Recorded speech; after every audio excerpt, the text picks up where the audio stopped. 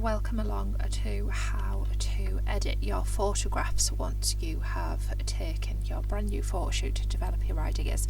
So what I'm going to do is I'm going to take you through how to do this on Photopea if you've been unable to download Adobe Photoshop. So I'm going to show you how to do a few different things. So I'm going to grab one of my images and I'm simply going to drag and drop it onto my page in Photopea exactly the same way as we do in Photoshop.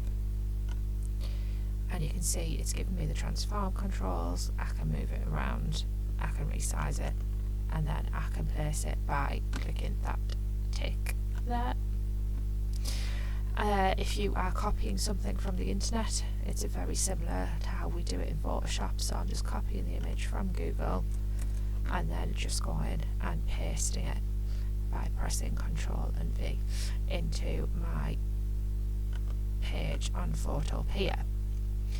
Now, if you haven't set up a page on Photopea before and you need to even know how to just open a new page, just go to File and New.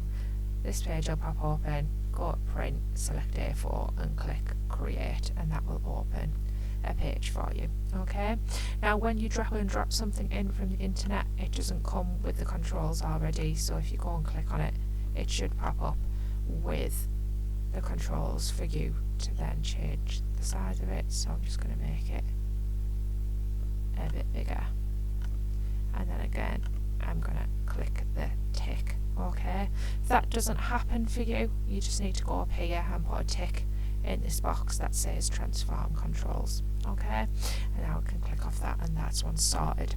So when you are looking to explore your new photographs and try out different things to see how you can get them looking the best that you can, what you need to do is you need to explore sort of colour schemes. So the way to do that is if you go into image and you go into adjustments, you get a whole range of different things here. Some of them I'm not going to go through because they're quite self-explanatory. Some of them do similar sort of things but in slightly different ways. So you've got your brightness and your contrast and your levels and your exposure up there. That's all just about light and dark. Okay, but the ones that I'm going to use hue and saturation, and sometimes I'd use colour balance as well, and channel mixer. So we're going to start with hue and saturation. So if you just go ahead and click on it, you see you get this box, your hue, that changes your colour range. I don't want my colour range to change however, so I'm going to keep that in 0.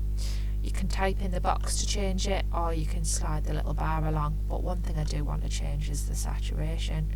So I'm going to turn that up until it starts to look a bit ridiculous. So I think probably about 30 is alright. We could play with the lightness, we could make it lighter, we could make it darker, but actually I think it was perfect at 0. So again, I'm just going to put it back to 0, and then that's me happy with that one. Okay, one thing I should have showed you there before I clicked off, so I'll go back on to hue and saturation, is you've got this range up here, so you can change this. So you could see mine was set to red tone there to start off with, but you could change it and you could do master, which is kind of like the major tone, the biggest amount of tone that it changes. You could do all of your different controls for that, and then you could select a slightly different one. So you could select blues and you could change. Obviously there's not a lot of blue in my image, so that's not making much of a difference, but say if I went to magenta for example, that would make a bit more of a difference, me saturating it up and down. So you could have a little play around. You've got lots of different things that you could try on there. So I'm just going to reset that and leave mine as is. If you go back into image and adjustments again, you've got colour balance. Now this is a bit different, this changes things a bit more drastically. So you can see there I've turned up the red, it's made my image look more red. If I turn my green up, that'll do something different. If I turn my blue up, that'll do something different as well. And you can slide those around and you can play around with them at different levels. Having them at different levels does different things. Okay, but I'm just going to reset mine because I'm going to leave mine like that. But that might give you something interesting, especially for so later. It might give you some quite interesting effects. And again, you've got the different types of range. So I was just working on the shadows there. You can do the same thing to the mid-tones and have a play around with those, or the highlights as well.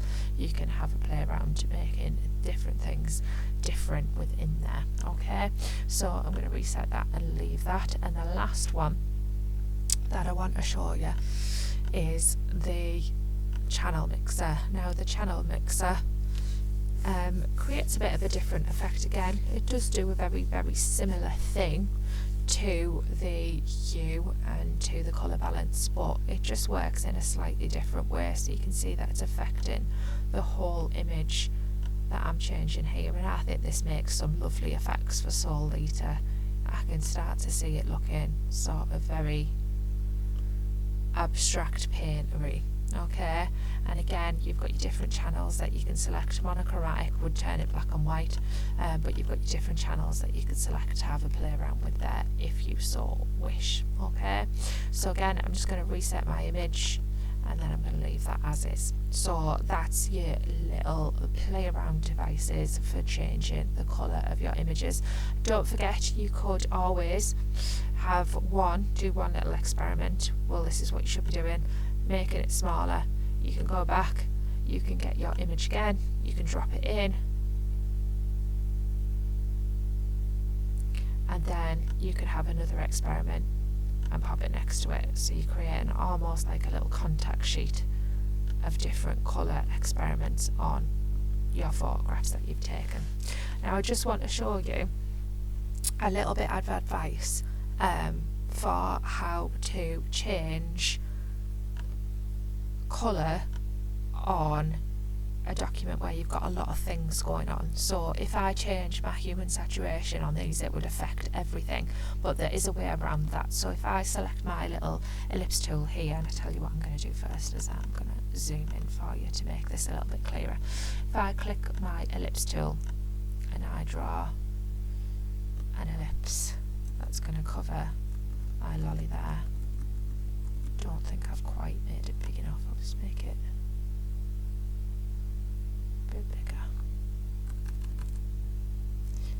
I'm just moving it around with my arrows on my keyboard to make it select the right area. So if I've got my one area selected, that means now when I go into image and I go into adjustments, I'm going to do my hue and saturation, and I turn my saturation up, rather than it affecting all of the image. It shouldn't affect that, just that one bit.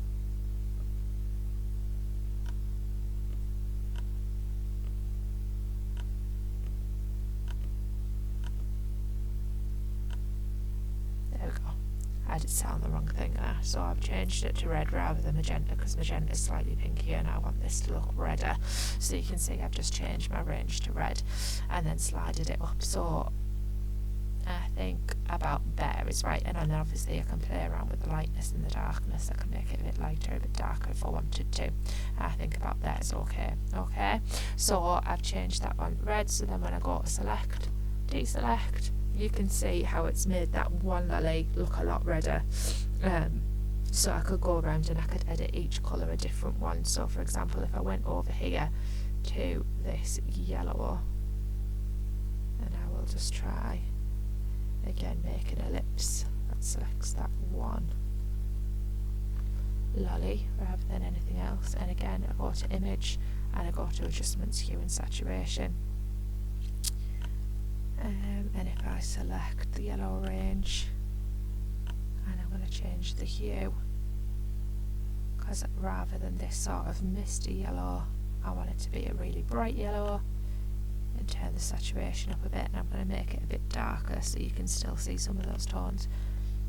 And then I go to select, deselect, you can see again how it's had that effect on that one lolly and not any of the others. Okay, so you could have a little play around using those if that's applicable to your work. Okay, but what I'm expecting to see is I'm expecting to see at least 3 or 4 different colour experiments that you've performed on the images that you think are most successful from your photo shoot. Okay, so I'm going to leave the tutorial there and it's time for you to get on with yours.